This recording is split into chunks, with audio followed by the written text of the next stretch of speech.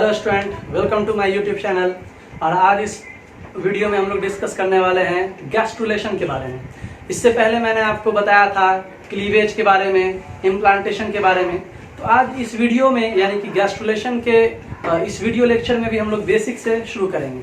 तो आपको पता होगा कि जब मेल और फीमेल का गैमेट फ्यूज होता है तो उसे हम लोग फर्टिलाइजेशन बोलते हैं, जिसके फलस्वरूप एक सिंगल सेल जाइगोट का निर्माण होता है। जब इस सिंगल सेल जाइगोट के अंदर डिवीजन का प्रोसेस शुरू होता है, जिससे 2, 4, 8 और 16 ब्लास्टोमर्स के स्ट्रक्चर का फॉर्मेशन होता है, जिसे हम लोग मोडुला बोलते हैं, और इस प्रोसेस को हम लोग बोलते हैं क्लीवेज। जब ये जाइगोट 32 से 64 सेल का हो गया था तो इसे हम लोगों ने कहा था ब्लास्टोसिस्ट। और जब ये ब्लास्टोसिस्ट यूटेरस के एंडोमेट्रियम में एम्बेडेड हो गया था, धंस गया था, तो उसे हम लोगों ने कहा था इम्प्लांटेशन। ठीक है, तो इम्प्लांटेशन होने के बाद ही ये गैस्ट्रुलेशन का जो प्रोसेस है वो शुरू होता है। तो यहाँ से हम लोग स्टार्ट करेंगे। आपको ब्लास्टोसिस्ट ध्यान में होगा। ब्लास्टोसिस्ट के स्ट्रक्चर में मैंने आपको बताया था कि ब्लास्टोसिस्ट के बाहर जो लेयर होता है उसे हम लोगों ने कहा था ट्रोफोब्लास्ट, और अंदर जो सेल का ग्रुप होता है, इनर सेल मास अंदर जो पाया जाता है, वो हम लोग डिस्कस किया था ब्लास्टोसिस्ट के स्ट्रक्चर में। तो यहाँ पे इस फिगर में हम लोग देख रहे हैं कि ये स्ट्रक्चर हो गया आपका ब्लास्टोसिस्ट। ब्लास्टोसिस्ट में ये जो बाहर वाला लेयर है, ये बाहर वाला लेयर हो गया ट्रोफोब्लास्ट, और अंदर में ये जो सेल का ग्रुप है इसे हम लोग कहेंगे इनर सेल मास। और ये जो कैविटी है ब्लास्टोसिस्ट की, ये जो कैविटी हमें दिख रही है, इस कैविटी को हम लोग बोलते हैं ब्लास्टोसील। ठीक है, तो बेसिकली होता क्या है, गैस्ट्रुलेशन को हम लोग किस तरह से डिफाइन करेंगे? Transformation of blastocyst, right, transformation of blastocyst into gastrula. यानी ब्लास्टोसिस्ट का जब ट्रांसफॉर्मेशन क्या चीज में हो जाता है? गैस्ट्रुला में हो जाता है। या आप इस तरह से बोल सकते हैं कि ब्लास्टोसिस्ट से गैस्ट्रुला बनने का जो प्रोसेस है उस प्रोसेस को हम लोग बोलते हैं गैस्ट्रुलेशन। ठीक है, तो ये जो गैस्ट्रुला जब बनता है, ये गैस्ट्रुला वाले फॉर्म में आता है, तो इसमें क्या चेंजेस क्या होते हैं? इसमें चेंजेस आता है, इसके अंदर फॉर्मेशन होता है 3 जर्म लेयर। ठीक है, और वो 3 जर्म लेयर आप लोग जानते होंगे, एक्टोडर्म, मेसोडर्म और एंडोडर्म। तो जब ये 3 जर्म लेयर का फॉर्मेशन हो जाता है एम्ब्रियो के अंदर, तो इस प्रोसेस को हम लोग बोलते हैं गैस्ट्रुलेशन। ठीक है, उसके बाद सेकेंड पॉइंट यहाँ मैंने डिस्कस किया है, it involves cell movement that help to attain new shape. ठीक है, इस गैस्ट्रुलेशन के अंदर होता क्या है, तो सेल का मूवमेंट होता है। और मैं आपको बता दूं कि सेल के मूवमेंट की वजह से ही 3 जर्म लेयर का फॉर्मेशन आता है, यही गैस्ट्रुलेशन और कुछ नहीं है। ठीक है, ये ब्लास्टोसिस्ट के बाद उसके अंदर सेल का मूवमेंट शुरू होता है। ठीक है, डिफरेंट टाइप के सेल के मूवमेंट शुरू होता है, और सेल के मूवमेंट, सेल की गति की वजह से ही, सेल के मूवमेंट की वजह से ही 3 जर्म लेयर का फॉर्मेशन होता है, यानी एक्टोडर्म, मेसोडर्म और एंडोडर्म का फॉर्मेशन होता है। और सेल के इस मूवमेंट को हम लोग बोलते हैं मॉर्फोजेनेटिक मूवमेंट। ठीक है, यानी कि सेल के मूवमेंट की वजह से 3 जर्म लेयर का फॉर्मेशन हुआ, एक्टोडर्म, मेसोडर्म और एंडोडर्म का, तो उस मूवमेंट के, सेल के उस मूवमेंट को हम लोग क्या कहेंगे? मॉर्फोजेनेटिक मूवमेंट होते हैं।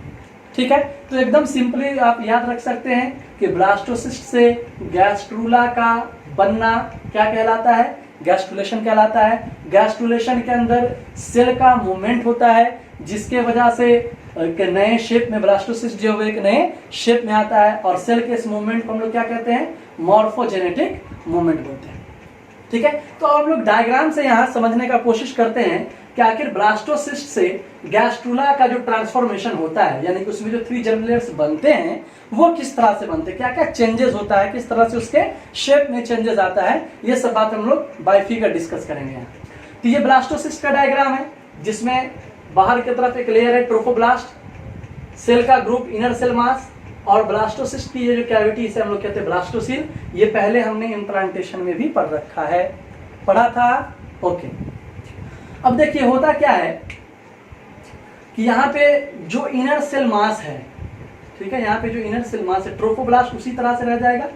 यहाँ भी ट्रोफोब्लास्ट था, और आपको इस स्ट्रक्चर में भी ट्रोफोब्लास्ट दिख रहा होगा, तो ये ट्रोफोब्लास्ट उसी तरह से रहता है। लेकिन ये जो इनर सेल मास है, ये इनर सेल मास 2 नए लेयर का फॉर्मेशन करता है।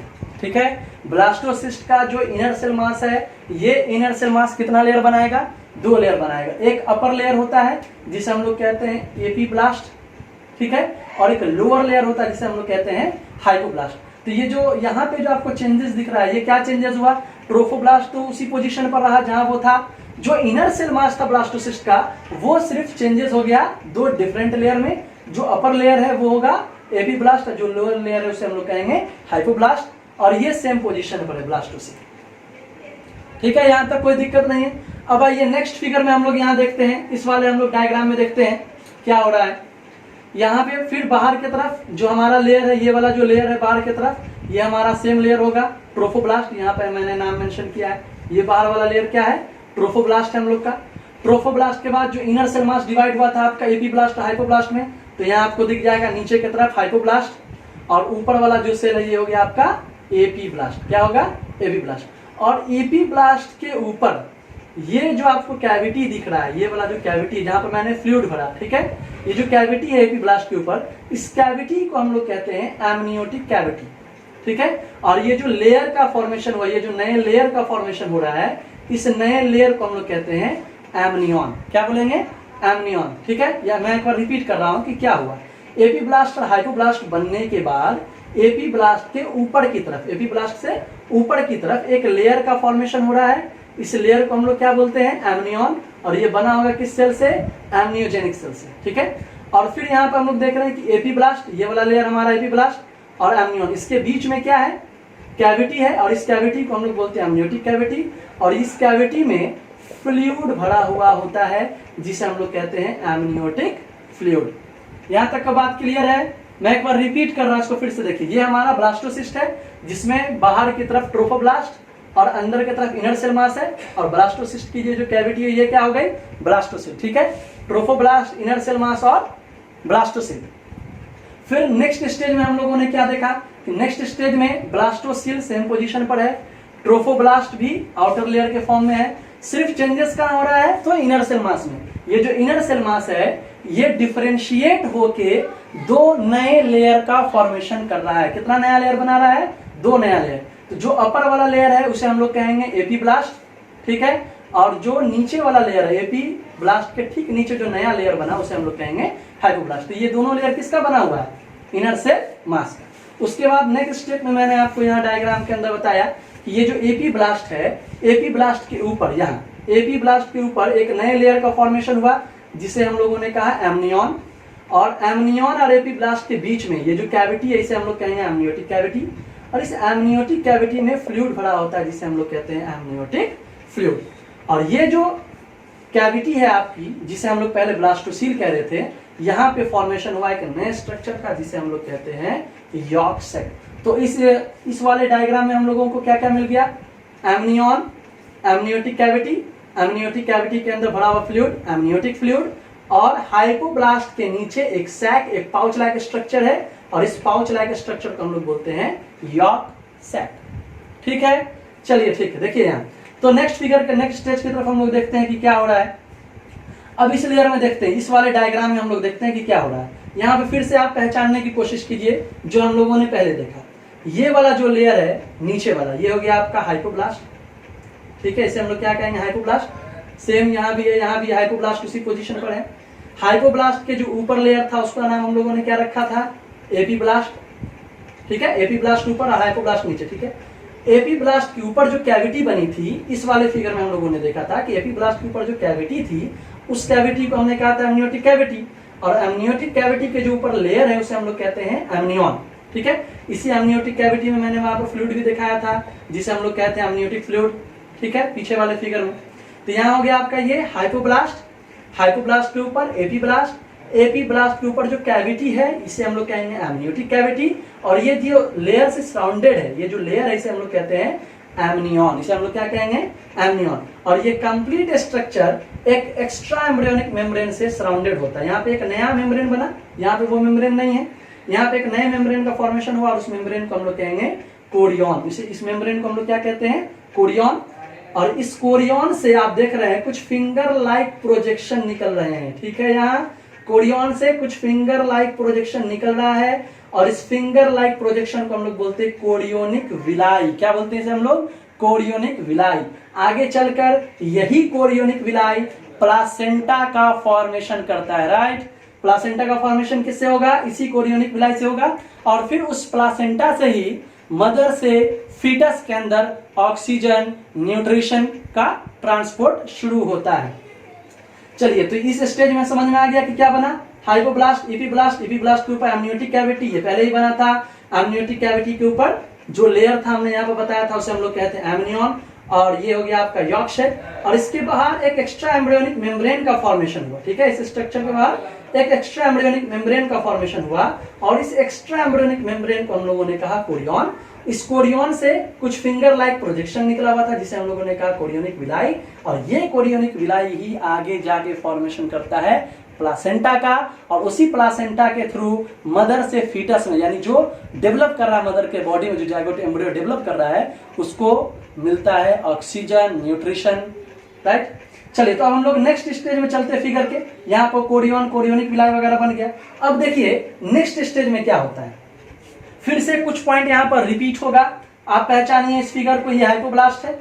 ठीक है, ये हम लोग यहाँ से ही पढ़ रहे हैं, ये हाइपोब्लास्ट। हाइपोब्लास्ट के ऊपर वाला सेल ये क्या हो गया, एपीब्लास्ट। ये आपका एमनियोटिक कैविटी, ये वाला लेयर आपका एमनियन, ये वाला लेयर आपका कोरियन, और ये कोरियोनिक विलाई। इतना बात तो हम लोग पीछे वाले डायग्राम में भी पढ़ चुके थे। ठीक है, अब आइए यहाँ देखते हैं एपीब्लास्ट में क्या हुआ।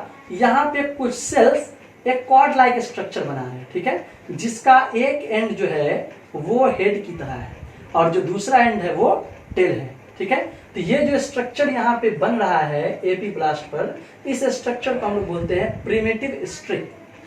ठीक है, एपीब्लास्ट पे जो स्ट्रक्चर फॉर्म कर रहा है यहाँ, इस स्ट्रक्चर को हम लोग क्या बोलते हैं, प्रिमिटिव स्ट्रिक बोलते हैं। इसका एक एंड हेड कहलाता है और एक एंड टेल कहलाता है। तो जो नया एम्ब्रियो डेवलप कर रहा है उसका हेड किस पोजीशन पर होगा और उसका जो लिम्स बनने वाला, उसका जो लेग बनने वाला, वो किस पोजीशन पर होगा, वो प्रिमिटिव जो आपका नोड है उसके डायरेक्शन पर डिपेंड करता है। यानी ये जो आपका प्रिमिटिव नोड वाला है पॉइंट, यहां ये वाला स्ट्रक्चर प्रिमिटिव नोड, ये आपका हेड साइड का फॉर्मेशन करता है। चलिए ठीक है, अब हम लोग देख रहे हैं कि यहां से इस हाइपोब्लास्ट से ही एक कॉर्ड लाइक स्ट्रक्चर का फॉर्मेशन हो रहा है। ठीक है, ये कॉर्ड लाइक स्ट्रक्चर यहाँ पर फॉर्म कर रहा है। इस कॉर्ड को हम लोग बोलते हैं umbilical cord. Very important structure ये अम्बिलिकल कॉर्ड। अभी पहले हमने डिस्कस किया कि ये जो कोरियोनिक विलाई, ये कोरियन से जो फिंगर निकला कोरियोनिक विलाई, ये कोरियोनिक विलाई प्लासेंटा का फॉर्मेशन करता है। तो प्लासेंटा मदर को जोड़ता है फीटस से किस कॉर्ड के थ्रू, इस अम्बिलिकल कॉर्ड के थ्रू। यानी प्लासेंटा जो भी चीज डिलीवर्ड करेगा फीटस के अंदर, चाहे ऑक्सीजन हो या न्यूट्रिशन हो, वो सारा चीज वो डिलीवर्ड करता है किसके हेल्प से, अम्बिलिकल कॉर्ड के हेल्प से ही उसको डिलीवर्ड किया जाता है। ठीक है, प्लासेंटा डिलीवर्ड करता है अम्बिलिकल कॉर्ड के हेल्प से ही फीटस को, और आफ्टर बर्थ जन्म होने के बाद फिर इस अम्बिलिकल कॉर्ड को काटकर हटा दिया जाता है। और अम्बिलिकल कॉर्ड के अंदर ही आप देखिए कि कुछ सेल्स आ जाते हैं, एक ट्यूब लाइक स्ट्रक्चर का फॉर्मेशन होता है, और इस ट्यूब लाइक स्ट्रक्चर को हम लोग बोलते हैं एलन ट्वाइस। क्या बोलेंगे हम लोग, एलन, इसे हम लोग कहते हैं एलन ट्वाइस। ठीक है, तो यहाँ हम लोग फिर से एक बार रिपीट करते हैं क्या क्या बात हुआ कि गैस्ट्रुलेशन में हमने बताया था आपको कि गैस्ट्रुलेशन के अंदर ब्लास्टोसिस्ट जो है वो ट्रांसफॉर्म हो जाता है, बदल जाता है 3 जर्म लेयर वाले स्ट्रक्चर में, यानी गैस्ट्रुला के अंदर। तो अब तक 3 जर्म लेयर का तो फॉर्मेशन हुआ नहीं, तो यहाँ पर हमने देखा कि ब्लास्टोसिस्ट के अंदर किस किस तरह से चेंजेस आता है। ठीक है, चलिए तो एक अब हम लोग देखेंगे कि 3 जर्म लेयर का फॉर्मेशन किस तरह से होता है। ये स्ट्रक्चर क्लियर है, मैं इस स्ट्रक्चर को रखते हुए ही आगे 3 जर्म लेयर को समझाऊंगा। थोड़ा कॉम्प्लिकेटेड सा प्रोसेस है, लेकिन आप आसानी से इसको समझ सकते हैं।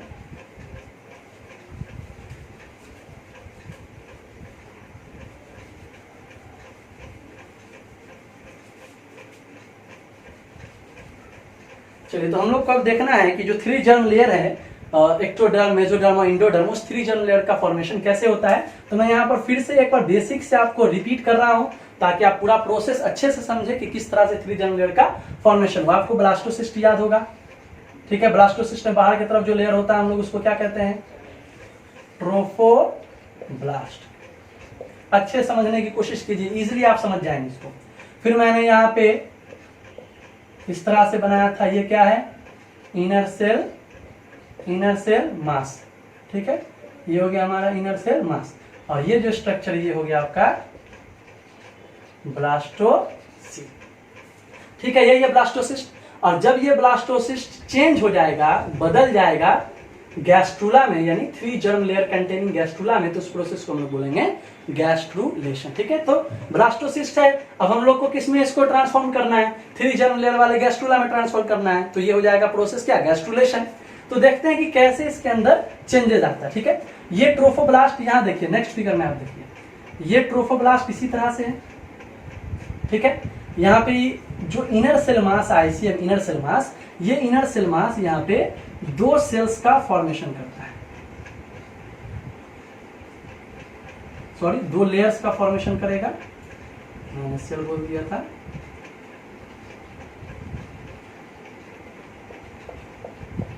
ठीक है, ये 2 लेयर देखिए इस फिगर में, इस ब्लास्टोसिस्ट वाले स्ट्रक्चर में ये 2 लेयर आपको नहीं दिख रहा होगा। ठीक है, तो ये 2 जो नया लेयर है कहां से आया, ये इसी से आया। ये जो आपका आईसीएम है इनर सेल मास, ये आईसीएम ही ये 2 नया लेयर बनाता है, जिसे नीचे वाला जो लेयर है इसे हम लोग कहते हैं हाइपोब्लास्ट, और जो ऊपर वाला लेयर है इसे हम लोग कहते हैं एपीब्लास्ट।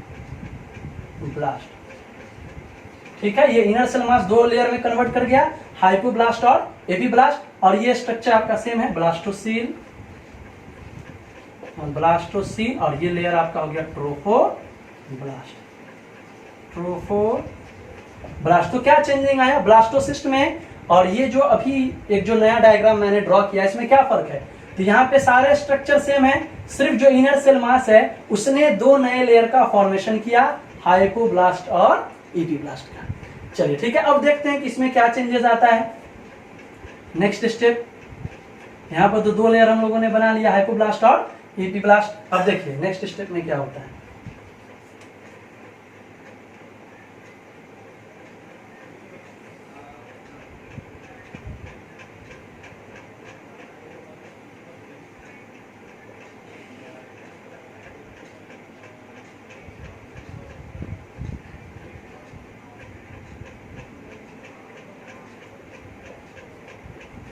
चलिए इस फिगर में हम लोग देखते हैं कि क्या है। ये आउटर लेयर ट्रोफोब्लास्ट है, वहां भी आउटर लेयर है, उसी हिसाब से नेमिंग की। तो ये हमारा जो आउटर लेयर हो गया, ये क्या हो गया, ट्रोफोब्लास्ट हो गया। ठीक है, ये जो कैविटी है ब्लास्टोसील, ये कैविटी यहाँ पे फॉर्मेशन करेगी क्या चीज का, यॉर्क सैक का। क्या चीज का फॉर्मेशन करेगी, यॉर्क सैक का। ठीक है, ये दोनों फिगर आपका सेम है, ये वाला लेयर सेम हाइपोब्लास्ट, ठीक है, ये वाला लेयर सेम है यहाँ एपीब्लास्ट, ये वाला लेयर सेम है एपीब्लास्ट। तो फिर इस फिगर में चेंजेस क्या हुआ, क्या ट्रांसफॉर्मेशन हुआ, तो इस फिगर में देखिए यहाँ जो एपीब्लास्ट है और ये जो लेयर है ऊपर वाला, इस लेयर को हम लोग बोलते हैं एमनियन। क्या कहेंगे इसको हम लोग, एमनियन। ठीक है, तो यहाँ देखिए एमनियन और इस एपीब्लास्ट के बीच में जो कैविटी है, जो स्पेस आपको दिख रहा है, इसको हम लोग कहते हैं एमनियोटिक कैविटी। क्या बोलेंगे इसको, एमनियोटिक कैविटी।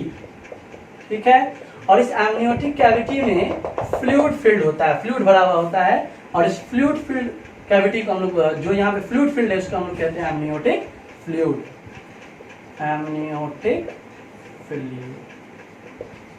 ठीक है, यहाँ तक के स्ट्रक्चर कोई प्रॉब्लम नहीं होना चाहिए। यहाँ पे ब्लास्टोसिस्ट था, ब्लास्टोसिस्ट का जो आईसीएम है इनर सेल मास, वो 2 लेयर बना है, एपीब्लास्ट और हाइपोब्लास्ट। फिर इस स्ट्रक्चर में एपीब्लास्ट और एमनियन, यहाँ पे एमनियन का फॉर्मेशन हुआ, एपीब्लास्ट और एमनियन के बीच में जो कैविटी था उसको हमने कहा एमनियोटिक कैविटी, और इस एमनियोटिक कैविटी में जो फ्लूइड भरे हुए थे उस फ्लूइड को हम लोगों ने कहा एमनियोटिक फ्लूइड, और ये जो नीचे वाला सैक है, पाउच है, उसे हम लोग कहते हैं यॉर्क सैक। ठीक है, अब देखिए नेक्स्ट स्टेप में इसमें क्या होता है। नेक्स्ट स्टेप के अंदर हम लोग देखते हैं क्या होगा। देखिए नेक्स्ट स्टेप के अंदर ये आपका हो गया, यहाँ पे मैं ड्रॉ कर रहा हूं, यहाँ देखिए, यहाँ पे पहले मैंने बना दिया हाइपोब्लास्ट। ठीक है, पीछे वाले फिगर से आपको सेल्स याद होंगे। ये मैंने यहाँ पे ड्रॉ किया एपीब्लास्ट। ठीक है, ये ऊपर की तरफ एक लेयर हम लोगों का बन गया, क्या, इसे हम लोग कहेंगे एमनियन। क्या कहेंगे, एमनियन, इसे हम लोग कहेंगे एमनियन। ठीक है, ये जो कैविटी है, इस कैविटी का नाम क्या था, एमनियोटिक कैविटी। ठीक है, और इस कैविटी में जो इस तरह का फ्लूइड भरा हुआ था, इस फ्लूइड का नाम क्या था, एमनियोटिक फ्लूइड। और नीचे की तरफ जो एक पैकेट था, पाउच था, उसका नाम क्या था, यॉर्क शेक। इसे हम लोग क्या बोल रहे थे, यॉर्क शेक। ठीक है, सिमिलर है प्रीवियस फिगर के ही। अब यहाँ पे एक अदर लेयर का फॉर्मेशन होता है, इस तरह से एक अदर लेयर का फॉर्मेशन होता है। ठीक है, और इस नए बने हुए लेयर को हम लोग बोलते हैं कोरियन। इस नए लेयर को हम लोग क्या बोलेंगे, कोरियन। ठीक है, ये इस तरह से हो गया, ये कोरियन हो गया। और कोरियन के ऊपर जो फिंगर लाइक प्रोजेक्शन, इसको हम लोग बोलते हैं कोरियोनिक विलाई। क्या बोलेंगे इसको, कोरियोनिक विलाई। यही स्ट्रक्चर, ये कोरियोनिक विलाई ही मदर के यूटरस में एम्बेडेड होता है, धंसता है, और धंसने के बाद प्लासेंटा का फॉर्मेशन करता है, जिससे फीटस को यानी डेवलप कर रहे एम्ब्रियो को ऑक्सीजन, न्यूट्रिशन वगैरह मिलता रहता है। ठीक है, तो इस फिगर क्या, इसमें क्या चेंजेस आया, तो पहले मैंने लिया हाइपोब्लास्ट, यहाँ पे ये वाला जो फिगर है आपका हाइपोब्लास्ट हो गया। ये वाला जो लेयर है वो एपीब्लास्ट हो गया। एपीब्लास्ट के ऊपर हम लोगों ने बनाया एमनियन। एमनियन के नीचे जो कैविटी था वो आपका क्या हो गया, एमनियोटिक कैविटी। इसके अंदर जो हम लोगों ने फ्लूइड भरा उसे हम लोगों ने क्या नाम दिया, एमनियोटिक फ्लूइड। और यहाँ पे एक एक्स्ट्रा एम्ब्रियोनिक मेम्ब्रेन, यानी एमनियन के ऊपर एक और एक्स्ट्रा एम्ब्रियोनिक लेयर का फॉर्मेशन हुआ, जिसे हम लोगों ने कहा कोरियन। क्या कहा, कोरियन। और इस कोरियन में जो फिंगर लाइक प्रोजेक्शन था उसे हम लोग कहें कोरियोनिक विलाई। यहाँ तक का क्लियर है। चलिए आगे के स्टेप में हम लोग देखते हैं क्या होता है।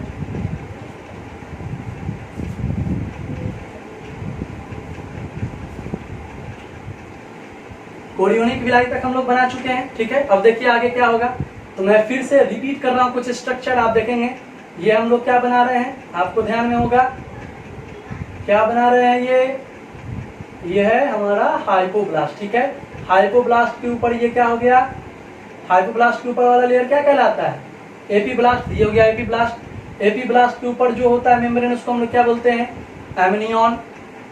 ये हो गया आपका हाइपोब्लास्ट, हाइपोब्लास्ट। ठीक है, एपीब्लास्ट। हाइपोब्लास्ट के ऊपर क्या होता है, एपीब्लास्ट। और एपीब्लास्ट के ऊपर जो लेयर बना उसे हम लोग क्या कहेंगे, एमनियन। पीछे से पढ़ते हुए आ रहे हैं। और यहाँ जो कैविटी है, इस कैविटी को क्या कहेंगे, एमनियोटिक कैविटी। Amniotic cavity.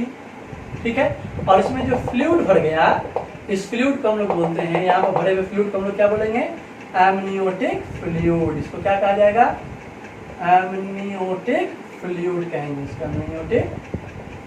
ठीक है, फिर यहाँ पे हम लोगों ने नीचे की तरफ एक पाउच लाइक स्ट्रक्चर बनाया, इसे हम लोग कहते हैं यॉर्क सैक। क्या बोल रहे थे इसको हम लोग, यॉर्क सैक। ठीक है, और यहाँ एक और लेयर बना था, राइट। इसका नाम हम लोग क्या रखे थे, कोरियन। क्या नाम रखे थे, कोरियन। और इसके ऊपर जो फिंगर लाइक स्ट्रक्चर था, ये क्या था, विलाई, कोरियोनिक विलाई, जिससे प्लासेंटा का फॉर्मेशन होता है, राइट। सिमिलर है दोनों स्ट्रक्चर। अब देखिए यहाँ क्या होगा, ये जो आपका हाइपोब्लास्ट है, इससे इस तरह से एक कॉर्ड का फॉर्मेशन होता है। ठीक है, यहाँ पर से एक कॉर्ड लाइक स्ट्रक्चर बनता है, और इस कॉर्ड लाइक स्ट्रक्चर को हम लोग बोलते हैं अम्बिलिकल कॉर्ड। क्या बोलेंगे, अम्बिलिकल कॉर्ड। ठीक है, और इसमें एक ट्यूब लाइक स्ट्रक्चर का फॉर्मेशन होता है इस तरह से, और इस ट्यूब लाइक स्ट्रक्चर को हम लोग बोलते हैं एलन ट्वाइस। क्या बोलते हैं, एलन ट्वाइस। ठीक है, यानी कोरियन के बनने के बाद क्या हुआ कि जो हाइपोब्लास्ट वाला आपका रीजन था, वहां से कॉर्ड लाइक स्ट्रक्चर का फॉर्मेशन हुआ, जिसे हम लोगों ने कहा अम्बिलिकल कॉर्ड। और अम्बिलिकल कॉर्ड के अंदर एक ट्यूब लाइक स्ट्रक्चर का फॉर्मेशन होता है, जिसे हम लोग कहते हैं एलन ट्वाइस। ठीक है, अब देखिए नेक्स्ट स्टेप में इसके बाद क्या होगा। तो देखिए यहाँ पे हम लोगों ने क्या किया, अम्बिलिकल कॉर्ड बना लिया, और अम्बिलिकल कॉर्ड के सेंटर में भी एक ट्यूब का फॉर्मेशन हुआ, जिसे हम लोगों ने कहा एलन ट्वाइस। ठीक है, अब देखिए क्या होता है इसके बाद।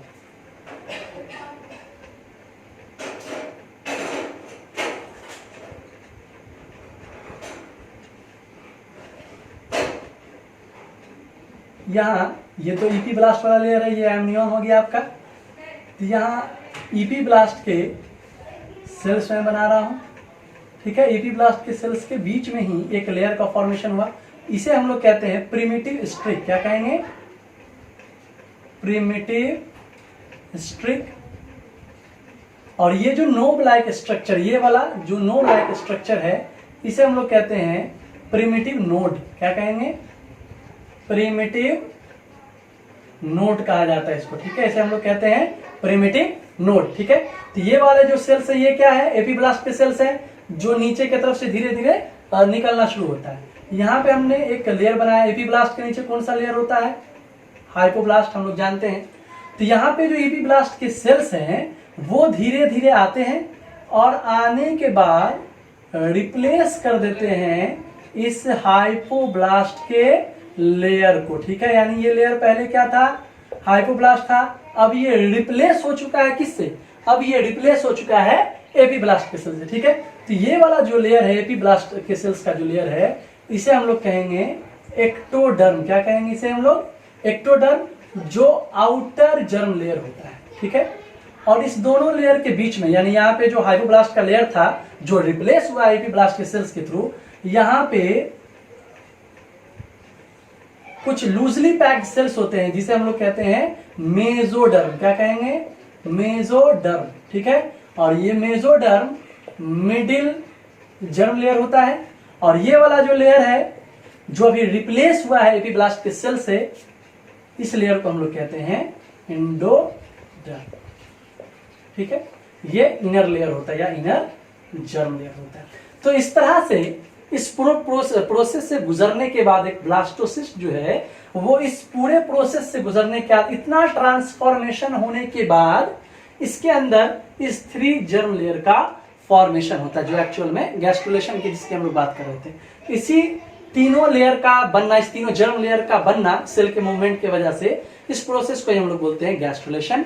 और ये तीनों बहुत ही इंपॉर्टेंट लेयर्स हैं, ये जो जर्म लेयर्स है ये बहुत ही इंपॉर्टेंट है क्योंकि इन्हीं तीनों जर्म लेयर से बॉडी के डिफरेंट ऑर्गन्स का फॉर्मेशन होता है। हमारे बॉडी में जितने भी ऑर्गन्स हैं, जितने भी अंग है, हार्ट, किडनी, लीवर, जो भी ऑर्गन्स है, आई, ईयर, स्किन, जो भी पार्ट्स है हमारे बॉडी के, उसमें से कुछ पार्ट्स आपके एक्टोडर्म के बने होते हैं, कुछ मेसोडर्म के बने होते हैं और कुछ एंडोडर्म के बने होते हैं। यानी आपके होल बॉडी का जो ऑर्गेनाइजेशन है वो इसी तीनों जर्म लेयर से होता है। एक्टोडर्म आउटर लेयर, आपको ध्यान में रखना है, एक्टो मतलब आउटर, ठीक है, डर्मा मतलब होता है स्किन या लेयर, तो आउटर लेयर।